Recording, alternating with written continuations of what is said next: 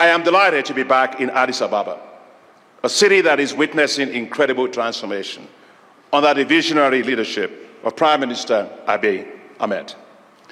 If the transformation is happening in years, I can understand.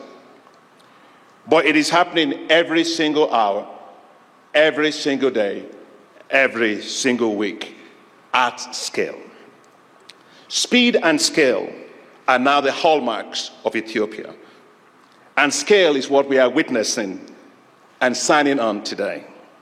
The start of the pathway for the construction of the mega Bishoftu International Airport. It is indeed a great testament to the power of vision, of determination, and of resolve to put Africa at the top. Ethiopian Airlines has put Africa at the top in global aviation, and I think you should clap for them.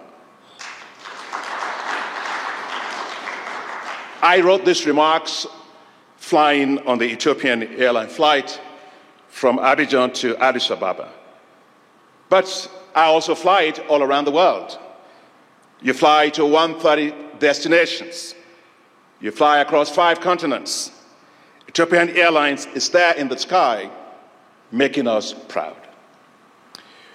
With 75 years of operational history, Ethiopian Airlines is Africa's oldest and best airline.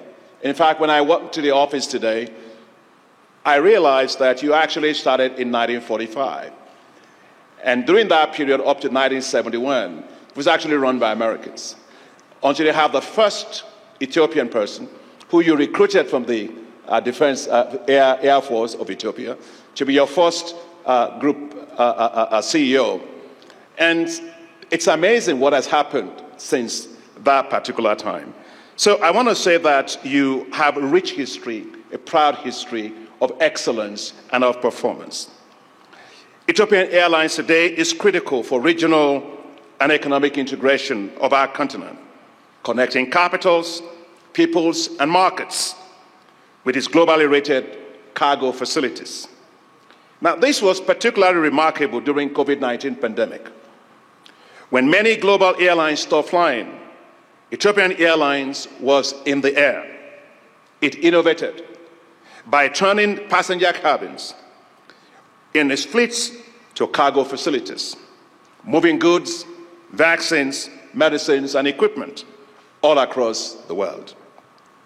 Ethiopian Airlines have won so many awards. I was happy to go into one of your awards room. They just have won every single thing. But the one that caught my attention was what you call this Skytrax Best Airline in Africa Award for 7 consecutive years. Now, if you win thing once, second, you can say, well, so can I have 7 claps for these guys?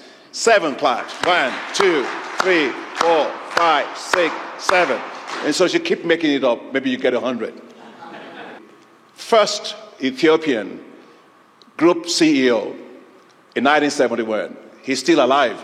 And he told me about how they will meet and how they will record things and how they will talk to them. You know, if you want to know how good an institution is, look at how it transitions leadership. And I think you are not only stable in the air, you're actually stable as an organization. And I want to highly commend you for that. I'd like to commend the boards of directors, the management and staff of Ethiopian Airlines for running such a profitable company. With $7.2 billion in revenues in 2024, an increase of 14% from 2023. I also learned that you increased your passenger numbers by 24% to 19 million passengers, and we saw the numbers, projections you are going to have. What a performance, congratulations. The African Development Bank is extremely proud to partner with Ethiopia in its vision to expand the operational and the fleet capacity of the Ethiopian Airlines. That's why in 2016, a year after my election as president of the African Development Bank, the bank provided $160 million as a corporate loan to Ethiopian Airlines for its expansion and fleet acquisition.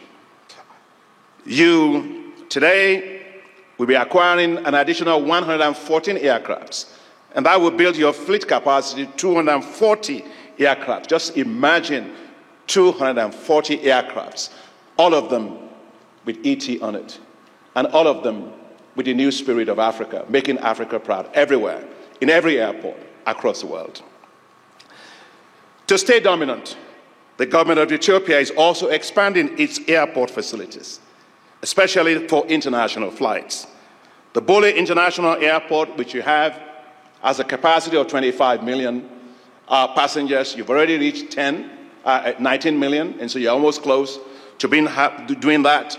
And as your prime minister is, and as the government is, they decided to look again forward. Let's think big. That's one thing I like about Ethiopia, thinking big and doing big things. And those big things is what led you to now have the new Bishoftu International Airport, a mega airport. And this airport will be a game changer for transport in Africa, but not just in Africa. It will be a game changer for transport globally.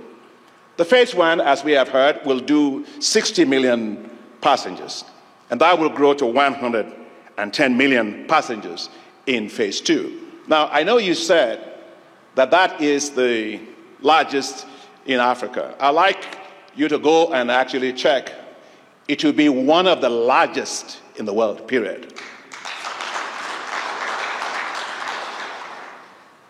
Much larger than a country that a lot of people actually go. They have 90 million passengers per year. You will have 110 million right here out of Ethiopia. Ethiopia is on the global map, and Ethiopia is put Africa also on the global aviation map.